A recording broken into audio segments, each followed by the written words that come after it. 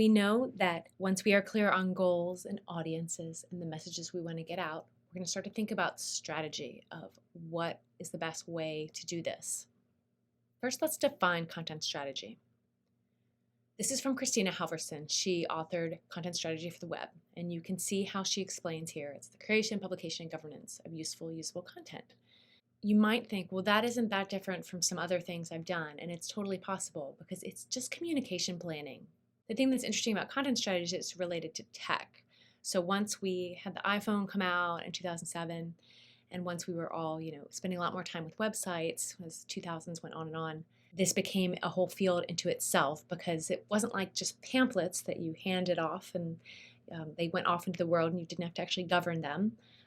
We know with websites and apps and other types of digital tools that we actually need to maintain them. We need to make sure they're useful. We have the chance to iterate on them and make changes. And so there's this governance component of content strategy that's a little bit different.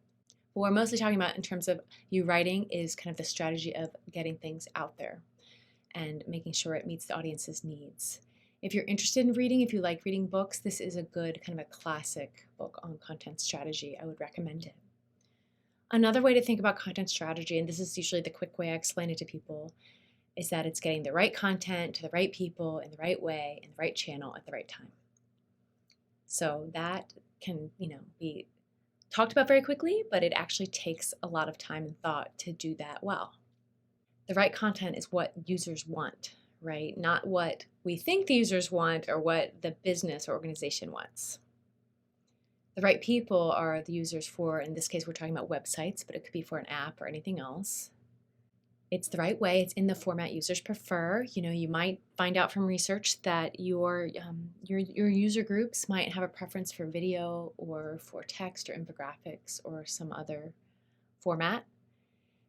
In the right channel is where the users actually are, right? We like to try to meet people where they are. So that might mean reaching them via an email. That might mean reaching them on the mobile website because that's typically where they are. And it's at the right time. So it's making sure that the content comes in just in the time that the user is looking for it. And that might not be in the instant, but it's in the time when that user might be needing that information.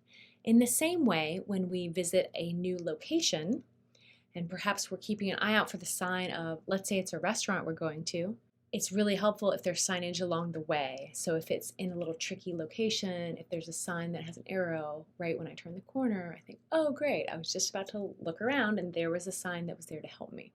I want to remind people about this around content strategy because this is a basic thing that gets lost and forgotten. First, we figure out our messaging and then we figure out the format. So it's story first, then format. So if we all followed this, we would never have to watch a really bad corporate video again. But what happens is that people come to you, they've certainly come to me and say, oh, we need videos, we need this, or we need that. And you think, do you? Is that exactly what you need? Really? And what a better way to approach things is to think about, the story, the message you're trying to get out there, and then think about what is the best way to tell this. Is it through something visual like video? That will have a lot of movement. It'll be very interesting. Is it something like a moment in time where a snapshot would be perfect, just a still photo? Is this something that's pretty in-depth that a long-form written story would be great?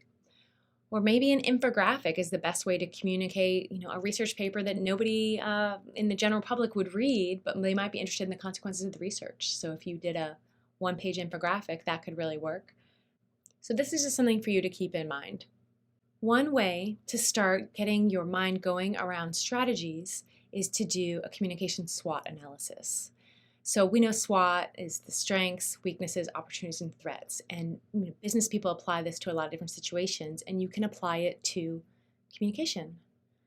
So on the left, you can kind of see underneath that box, there's strengths, and these are things to think about as you go about creating content for organizations. There's another one for weaknesses, and here are some good questions to ask. There's opportunities. Things change all the time in the landscape of websites and communication. So, maybe something new like Clubhouse is the right thing for your target audience. But who knows? It'll depend a lot on their age and their needs and their desires and where they are and what your organization's trying to do. that might not make any sense whatsoever. But it's good for you to be aware of opportunities so that you can jump on one if it seems relevant. And then threats, right? And this is where we pay attention to what competitors are doing, and we do a competitive or even a comparative analysis is sometimes what we do. And it isn't necessarily, quote, competition, but we will need to see what's going on in the landscape. We need to keep an eye on what's going on with audiences and see if their attention span has changed, or desires have changed, or what they're seeking has changed. These are things that we need to think about. So this is a group of questions that I want you to kind of keep in mind as you start to develop any strategy, which then, of course, would inform the tactics and, of course, the writing, any writing you would do for a website or another digital tool.